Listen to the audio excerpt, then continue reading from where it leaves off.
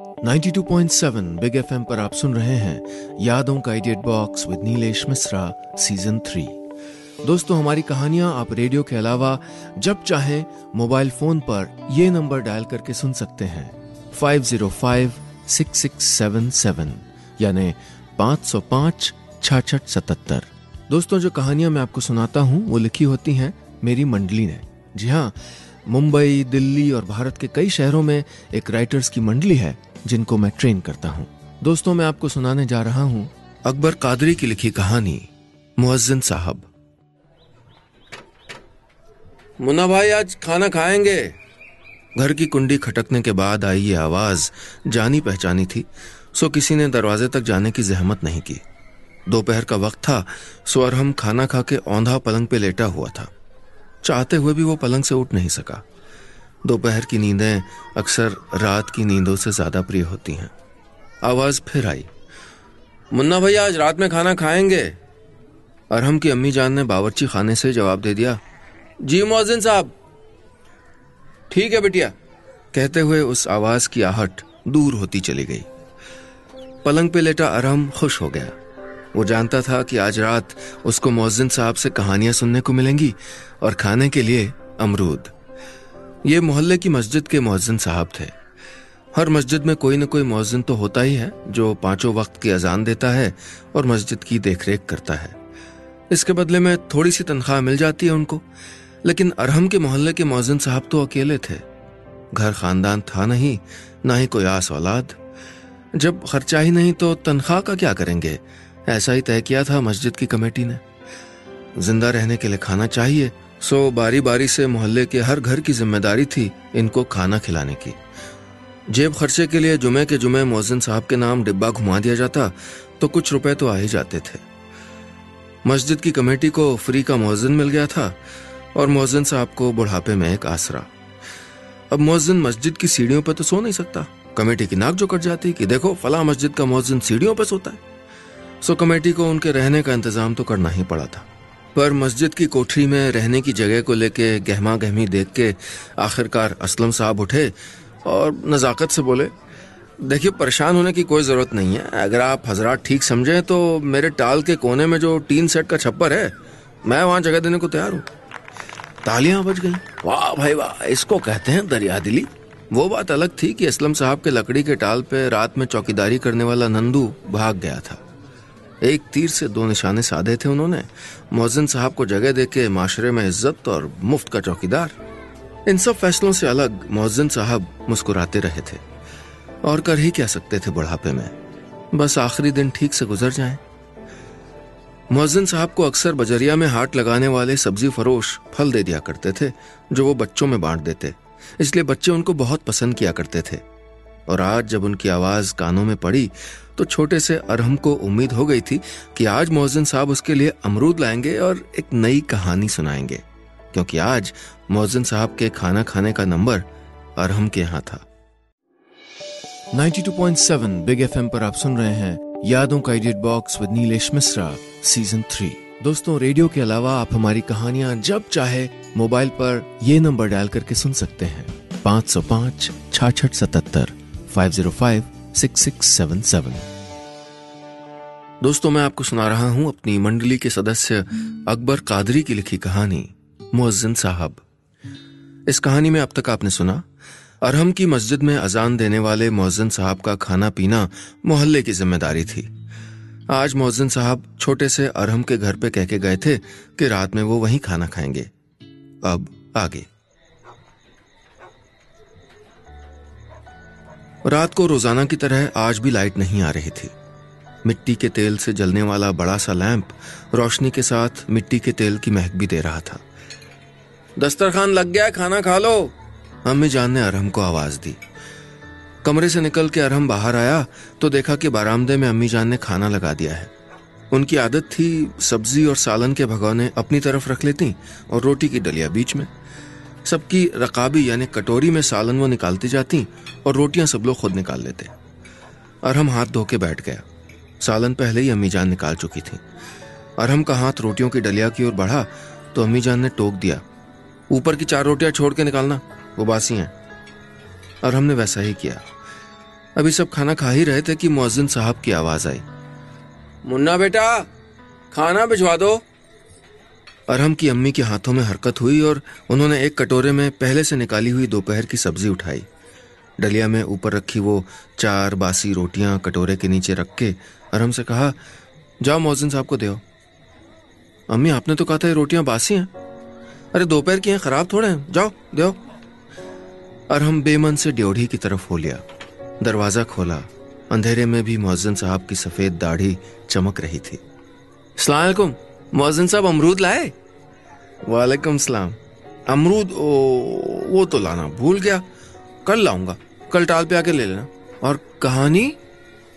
एक था लालू एक था कालू, दोनों थे जंगल के भालू। एक दिन कालू बीमार पड़ा तो लालू उसके लिए शिकार कर लाया, फिर तो कालू बीमारी का बहाना बनाने लगा।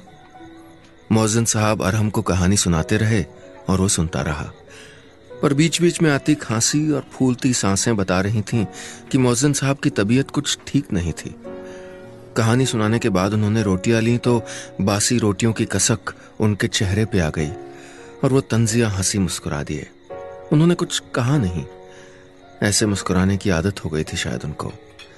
कटोरा आगे बढ़ाया तो अरहम ने सालन उनमें पलट दिया। मुस्कुराते हुए मुअज्जिन साहब ने कहा, बेटा 2 रोटियां और मिल जाती तो वो भोला के लिए। अरहम ने यही बात अंदर जाके अम्मी जान से कही तो वो जोर से निखरा दी, एक अपनी जान तो संभाली नहीं जाती और जानवर बांध लिया, अब उसे भी हम ही खिलाएं। भोला कौन? अरहम के अब्बा ने पूछा।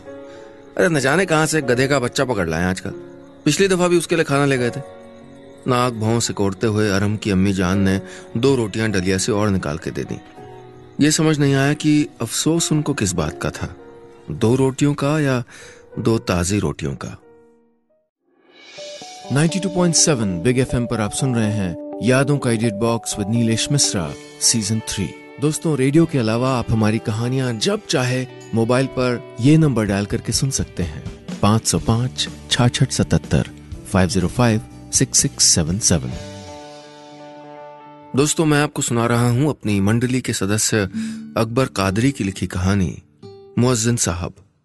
इस कहानी में अब तक आपने सुना, अरहम के यहां से खाना लेके मुअज्जिन साहब को दुख हुआ था बासी रोटियां देख के, पर क्या कर सकते थे, जो मिल जाता था खाना पड़ता था। अब आगे। गली में अंधेरा था पर मुअज्जिन साहब की खुटखुटाती लाठी से साफ सुना जा सकता था कि वो गली के किस छोर पे हैं। खांसी की आवाज भी आती रही। इस लाठी की आवाज में एक जादू और भी था। गली के कुत्ते इसकी आवाज सुन के खिंचे चले आते थे। कई कुत्तों की कूं कूं करती आवाजों ने मुअज्जिन साहब को घेर लिया। पीछे पीछे, कहा ना पीछे रहो। इतना कह के मुअज्जिन साहब गली के छोर पे बने खलीफा के घर के सामने रुक गए और चबूतरे पे बैठ गए। चला नहीं जा रहा था उनसे। खलीफा की बैठक में इन्वर्टर से जलती बल्ब की रोशनी से बची खुची कुछ रोशनी गली में भी टपक रही थी। उतनी मध्यम सी रोशनी में मुअज्जिन साहब ने झोले में हाथ डाला और 2 रोटियां निकाल लीं, फिर उनके कई टुकड़े किए और डालने लगे। आज बस इतना ही है, अल्लाह रहम कर मालिक, तू ही सबको रिज़्क देने वाला है। यह कहते हुए वो अपने रहने के ठिकाने की ओर हो लिए। अंधेरा अब भी उतना ही था। हवा चलने से गर्मी में थोड़ी राहत जरूर मिल रही थी। मुअज्जिन साहब ने लकड़ी के टाल में लगा दरवाजे नुमा बांस का टट्टर बड़ी मुश्किल से घुमाया और खुद से ही कहा, भैया ये भारी दरवाजा अब मुझसे नहीं उठता। ये शिकायत उन्होंने किससे की थी पता नहीं। उतनी ही मुश्किल से वो टट्टर बंद किया और उस पे उस जुगाड़ू दरवाजे की कुंडी यानी सुतली नुमा छल्ला दरवाजे के सामने लगे लठ की कील से अटका दिया। सामने पड़े तख्त पे झोला रखा और कुंडी से लटक रही लालटेन जलाई। लालटेन की रोशनी में आसपास का मंजर नजर आने लगा। सामने लकड़ियों के कई छोटे बड़े ढेर लगे थे। एक बड़ा सा तराजू टाल के बीच में लटक रहा था, जिस पे रखे लोहे के बड़े बड़े बांट से उसका एक पलवा नीचे था और एक ऊपर। मुअज्जिन साहब ने गर्दन घुमाई तो उनको भोला दिखाई दे गया। वो पानी की हौदी के पास खड़ा था। मुअज्जिन साहब ने झोले से रोटियां निकाली और उसकी ओर बढ़ गए। उस पर एक निगाह डाली तो देखा कि उस गधे के बच्चे की पीठ का जख्म आसपास से सूख चुका था। ठीक हो गया भोला, बिल्कुल ठीक, ले रोटियां खा ले। भोला तो ठीक था, पर मुअज्जिन साहब की तबीयत आज बिगड़ती दिख रही थी। भोला ने मुअज्जिन साहब के हाथों से रोटियां खानी शुरू कर दी। उनको वो दिन याद आ गया जब भोला उनको कुम्हारों वाली एक गली में मिला था। बच्चे इसकी पूंछ पे एक बड़ा सा टीन का टुकड़ा बांध के दौड़ा रहे थे। बेचारा भोला इस टीन की आवाज से भागने की कोशिश करता और पूंछ में बंधी आवाज उसके पीछे पीछे दौड़ने लगती। भोला यहां से वहां, वहां से यहां भाग रहा था। जब वो रुका तो बच्चे उसको फिर से दौड़ाने के लिए लपके। मौज़िन साहब ने जोर से आवाज लगाई थी, भागो मर्दूदो, कमबख्त कहीं के, जानवर को परेशान करते शर्म नहीं आती? क्या हुआ मौज़िन साहब, क्यों नाराज हो रहे हैं? बच्चे हैं, एक राहगीर ने कहा, और ये बच्चा नहीं है किसी का। उस आदमी ने नजर दौड़ाई तो पाया कि वो छोटा सा गधे का बच्चा घबराया हुआ हाँफ रहा था। उसकी पूंछ से अब भी वो टीन का टुकड़ा लटक रहा था। उस आदमी ने वो खोल दिया तो मौज़िन साहब ने उसे कहा, भाई से टाल तक छोड़ दो, देखो तो कैसा खून बह रहा है। बस तब से ही भोला यहीं टाल पे मौज़िन साहब के साथ रहने लगा था। 92.7 बिग एफएम पर आप सुन रहे हैं यादों का edit box with Nilesh Mishra season 3। दोस्तों, रेडियो के अलावा आप हमारी कहानियां जब चाहे मोबाइल पर ये नंबर डायल करके सुन सकते हैं, 505-6677 505-6677। दोस्तों, मैं आपको सुना रहा हूं अपनी मंडली के सदस्य अकबर कादरी की लिखी कहानी मौज़िन साहब। इस कहानी में अब तक आपने सुना, घर घर जाके खाना खाते मौज़िन साहब की आज तबीयत ठीक नहीं थी। खाना लेने के बाद जब वो टाल पे पहुंचे तो देखा कि भोला, वो छोटा सा गधे का बच्चा खड़ा था जिसको वो एक दिन चोट के बाद ख्याल रखने के लिए अपने साथ ले आए थे। अब आगे। रात भर में मौज़िन साहब की तबीयत और बिगड़ गई। फजर यानी सुबह की अजान देने के लिए आज उनको उठना नहीं पड़ा। नींद ही नहीं आई थी। मस्जिद पहुंचकर ठंडे पानी से वजू बनाई तो बदन से हर उठा। अजान देने में भी आवाज लड़खड़ा रही थी। नमाज अदा करने के बाद मौज़िन साहब बाहर की ओर चल दिए। आज बहुत जल्दी में हो? एक नमाजी ने पूछा। हाँ, बजरिया जा रहा हूँ, चारा लाना है भोलू के लिए, सुबह सुबह सस्ता मिल जाता है। पहले बजरिया से चारा लेके भोलू को डाला, फिर मंडी से थोड़ा सा गोश्त भी ले लिया था। वापस टाल पे आके बैठे तो सांस चलने लगी, बदन भारी हो गया। आपको गोश्त लेने की क्या जरूरत है, क्या घर बसा लिया है? टाल पे लकड़ियां तुला रहे उन्हीं के एक हमउम्र आदमी ने कहा तो जवाब भी पास खड़े दूसरे आदमी ने दे दिया। नहीं जी, वो कुत्तों के लिए ले जा रहे होंगे। अरे कुत्ते बिल्ली तक तो ठीक था, पर अब गधा पाल लिया मौज़िन साहब, पहले आदमी ने कहा तो मौज़िन साहब मुस्कुरा दिए। मेरे लिए तो अल्लाह की सब मखलूकें बराबर हैं। देखो तो कितना खूबसूरत दिखता है भोला। वाकई सलेटी रंग के बालों पे कत्थई धारी कितनी अच्छी लग रही थी भोला पे। बच्चे दूर दूर से भोला को देखने आ जाते। इससे पहले पालतू गधे का बच्चा किसी ने नहीं देखा था। बच्चों को हंसते हुए देख के मौज़िन साहब को बड़ा सुकून मिलता। मौज़िन साहब मेरा अमरूद लाए, ये कहते हुए अरहम ने टाल पे एंट्री मारी, लेकिन उसकी निगाह कोने में खड़े भोलू पे पड़ी तो अमरूद का सवाल फीका पड़ गया। वहां और भी बच्चे खड़े थे। कोई उसकी पीठ सहला रहा था तो कोई उसकी पूंछ के बाल, और भोला वो था कि मजे से खड़ा था। मौज़िन साहब ने बच्चों पे एक नजर डाली और अपने झोले से 2 अमरूद निकाल लिए। बच्चे बहुत सारे थे, सो छुरी से काट के कलियां कर बच्चों को पास बुला लिया। एक एक कली अमरूद की बच्चों में बांट दी तो एक नन्ही बच्ची ने मौज़िन साहब से पूछा, मैं दिन ताबे भोलू अमरूद खाता है क्या? आपने उसको खिला के देखा? वो बच्ची भोलू के पास चली गई और ये कहते हुए अमरूद आगे कर दिया, तुम अमरूद खाते हो? भोलू ने कोई जवाब नहीं दिया, लेकिन अमरूद खा लिया। उसके पास खड़े एक और बच्चे ने भोला से वही सवाल दोहराया, तुम अमरूद खाते हो? और अमरूद दूर ही रखा और मौज़िन साहब की ओर देख के बोला, नहीं खाता, उसका पेट भर गया, और अमरूद की कली मुंह में रख ली। पास बैठे सब लोग हंस दिए। अरहम भी भोला को देख के हंसने लगा। उसने भी मौज़िन साहब से पूछा, इसको गधा क्यों कहते हैं? सब हंस पड़े। मौज़िन साहब ने बहुत प्यार से कहा, ये सारा दिन खामोशी से काम करता रहता है ना, और जो मिल जाए खा लेता है, इसलिए इसको लोग गधा कहते हैं, समझे? खामोश तो मौज़िन साहब भी रहते थे और बासी रोटियां खा के भी कुछ नहीं कहते थे। भोला को देखने आए बच्चे जो भी उसके लिए खाने को लाते थे वो आराम से चबा जाता। मगरिब यानी शाम की अजान का वक्त हो चला था। मौज़िन साहब को अजान देने के लिए देर हो रही थी, सो वो कुर्ता पैजामा पहन के तैयार होने लगे। तबीयत में कोई सुधार नहीं था। दिन भर सुस्ती और दर्द होता रहा, पर जाना तो था। प्लास्टिक की हरी तस्बीह उन्होंने कुर्ते की जेब में रख ली। अचानक से एक बात उनके जहन में दौड़ गई। वो आज किसी घर में खाना खाने के लिए कहना तो भूल ही गए। उन्होंने भोला के पास खड़ी एक बच्ची किश्वर से कहा, बेटा अम्मी जान से कह देना आज रात में हम खाना खाएंगे। फिलहाल तो अजान देने का वक्त हो रहा था। खाना नहीं मिला तो चलेगा, पर अजान नहीं हुई तो अल्लाह नाराज हो जाएंगे। नहीं, अल्लाह नेक बंदों से नाराज नहीं होते। मस्जिद की कमेटी के बंदे नाराज हो जाएंगे। खाना मिलता है तो अजान भी देनी होगी, कोई और क्यों दे। 92.7 बिग एफएम पर आप सुन रहे हैं यादों का edit box with Nilesh Mishra season 3। दोस्तों, रेडियो के अलावा आप हमारी कहानियां जब चाहे मोबाइल पर ये नंबर डायल करके सुन सकते हैं 505-6677 505-6677। दोस्तों, मैं आपको सुना रहा हूं अपनी मंडली के सदस्य अकबर कादरी की लिखी कहानी मुअज्जिन साहब। इस कहानी में अब तक आपने सुना, खराब तबीयत के चलते आज मुअज्जिन साहब किसी के यहाँ खाने के लिए नहीं कह पाए थे।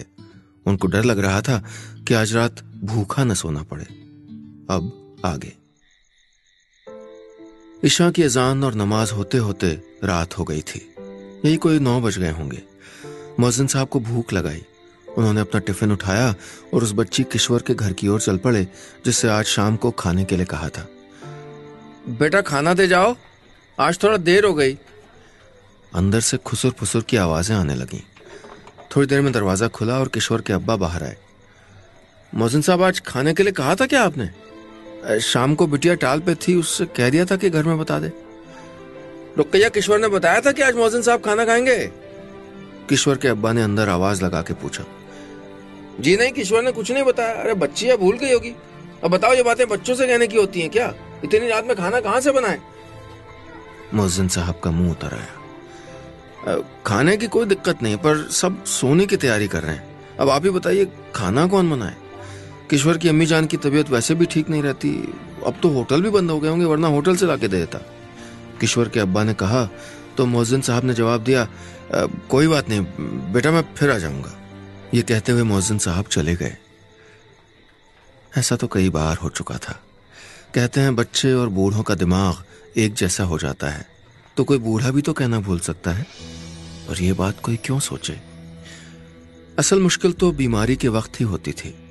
न तो कोई पूछने वाला और न कोई सुनने वाला। चला फिरा तो जाता नहीं था बीमारी में, तो किसी के यहाँ खाना खाने की कहने और खाने कैसे जाते। टाल पे देख के गए लोगों को अगर याद रहा तो कुछ मिल जाता, नहीं तो अल्लाह भरोसे। जब वही भूखे रहते तो भोला को कौन पूछता। भूखा भोला जब मुअज्जिन साहब को देखता तो वो कह देते, अल्लाह ने जिस हाल में रिज़्क लिखा है वैसे मिलेगा भोला, वो सबको रिज़्क देने वाला है। आज भी जब उनको किश्वर के यहाँ खाना नहीं मिला तो उन्होंने मन में यही कहा, अल्लाह सबको रिज़्क देने वाला है, और अंधेरी गली में निकल गए। उन्होंने कभी किसी के लिए बुरा नहीं सोचा, बल्कि अपने ईमान को मजबूत कर लिया था। जब ऐसा होता तो वो खुद को समझाते कि मैं तो अदना सा इंसान हूं, भूख और प्यास तो हमारे पैगंबरों ने बर्दाश्त की है, फाके तो हमारे प्यारे नबी ने किए हैं। ये मौला का इम्तिहान है, अल्लाह हौसला दे कि इसमें कामयाब हो जाऊं। इम्तिहान सिर्फ मुअज्जिन साहब का नहीं था, बल्कि उन लोगों का भी था जिन पे इस अजान देने वाले, अल्लाह की बारगाह में बुलावा देने वाले इस मुअज्जिन का जिम्मा था। हर छोटी बड़ी बात पे नारे लगा के चीखने वाले लोग अगर पलट के अपने फर्ज को देख लेते तो शायद दीन भी मिल जाए और दुनिया भी। उस रात न तो मुअज्जिन साहब ने कुछ खाया और न भोला ने। मुअज्जिन साहब ने एक बाल्टी पानी जरूर पिला दिया था उसको, बस यही था जो था उनके पास। 92.7 बिग एफएम पर आप सुन रहे हैं यादों का edit box with Nilesh Mishra season 3। दोस्तों, रेडियो के अलावा आप हमारी कहानियां जब चाहे मोबाइल पर ये नंबर डायल करके सुन सकते हैं 505-6677 505-6677। दोस्तों, मैं आपको सुना रहा हूं अपनी मंडली के सदस्य अकबर कादरी की लिखी कहानी मुअज्जिन साहब। इस कहानी में अब तक आपने सुना, बीमार मुअज्जिन साहब को अजान की फिक्र हो रही थी, लेकिन वो बीमारी में भी अपना फर्ज नहीं भूले थे। पर आज लोग उनको खाना खिलाना भूल गए थे। आज उनके छोटे से गधे भोला को भी पानी से काम चलाना पड़ा था। अब आगे। रात गर्मी बहुत थी, उमस भी थी और हवा ऐसे खामोश थी जैसे हो ही नहीं। मौज़िन साहब करवटें बदलते रहे। गर्मी को बर्दाश्त करता जिस्म वाकई गर्म हो गया था, बुखार चढ़ाया था। नींद नहीं आई तो उठ के भोला के पास जा बैठे और उसको देखते रहे। कोई फिक्र थी जो घर कर रही थी। फिर मन में सोचा कि अल्लाह सबको रिज़्क देता है, भोला को भी दे देगा। बैठे बैठे सुबह होने लगी। कोई 3:30 बजे होंगे। फजर की अजान का वक्त हो गया था। चलने की ताब नहीं थी, पर किसी को पता भी नहीं था कि उनकी तबीयत खराब है। बता के कहाँ आए थे किसी को? बुखार भी कहाँ बता के आया था उनको? शायद भूख ले आई थी अपने साथ। लाठी का सहारा लेके उठे तो कई हड्डियों के चटकने की आवाज एक साथ आ गई।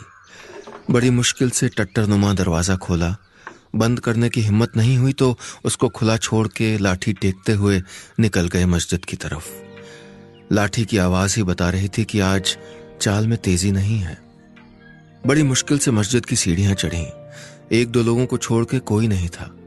अभी नमाज पढ़ने वाले इमाम साहब भी नहीं आए थे। मुअज्जिन साहब ने उन आदमियों से कहा, तुम में से किसको अजान आती है? मतलब? फूलती हुई सांसों ने आगे की बात बयां कर दी।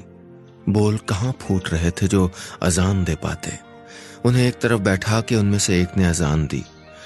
अब तक इमाम साहब भी आ गए थे और कुछ नमाजी भी जुट गए थे।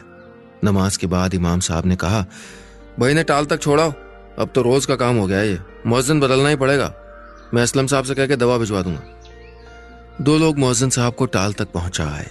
जब वो जाने लगे तो मुअज्जिन साहब ने गिड़गिड़ाते हुए कहा, भैया कहीं खाने के लिए कहलवा देना, मेरा भोला भी भूखा है। हालत देखिए अपनी, और जाओ सुबह से बजरिया ला दो चारे के गट्ठर। अपना संभलता नहीं है, जानवर घेर रखे। असलम साहब ने आके जब टाल खोला तो साथ में दवाई और चाय ले आए थे। बस उस दिन से मुअज्जिन साहब ने जो बिस्तर पकड़ा सो पकड़ ही लिया। कभी खाना आ जाता तो कभी नहीं। एक दिन शाम को जब मुअज्जिन साहब की तबीयत बहुत खराब थी, तब आदतन कुछ बच्चे भोला के साथ खेलने आ गए। बच्चों ने जिद की, मुअज्जिन साहब कहानी सुनाओ। उन्होंने बहुत जोर देके बस इतना ही कहा, मैं नई कहानियां लेने जा रहा हूं, तब तक तुम लोग मेरे बदले भोला को खाना खिलाते रहना। कहां जा रहे हैं? बहुत दूर, नई नई कहानियां लाऊंगा फिर। बच्चे हाँ में सर हिलाते हुए भोला से खेलने लगे। उस रात मुअज्जिन साहब का जिस्म खूब तप गया। शायद अंदर ही अंदर सब जल के फना हो रहा था, इतना कि एक बहुत गहरी सुकून की नींद दे गया। अजान होती रही पर उठे नहीं, हिले भी नहीं, बस लेटे रहे, खामोश रहे हमेशा की तरह। और भोला उनके सिरहाने आके खड़ा हो गया। इमाम साहब की बात सच हो गई थी। मुअज्जिन बदलने का वक्त आ गया था। काश अच्छा होता कि लोग अपनी सोच बदल लेते तो आज मुअज्जिन साहब को ऐसे विदा न करना पड़ता। अगली शाम टाल से मुअज्जिन साहब की मिट्टी के बाद उनका बिस्तर हटा दिया गया, पर भोला अभी भी उसी हौदी के पास खड़ा था और हम दूसरे बच्चों के साथ हाथों में रोटियां लिए उसको खिलाने की कोशिश कर रहा था। आज उसके हाथ में जो रोटियां थीं सब ताजी थीं और बहुत ज्यादा थीं। मुअज्जिन साहब सही कहते थे, अल्लाह सबको रिज़्क देता है। लेकिन भोला ने रोटियां नहीं खाई और लोगों ने यही कहा, ये तो गधा है। वाकई वो गधा था जिसमें इंसानियत बाकी रह गई थी। बस इतनी सी थी ये कहानी।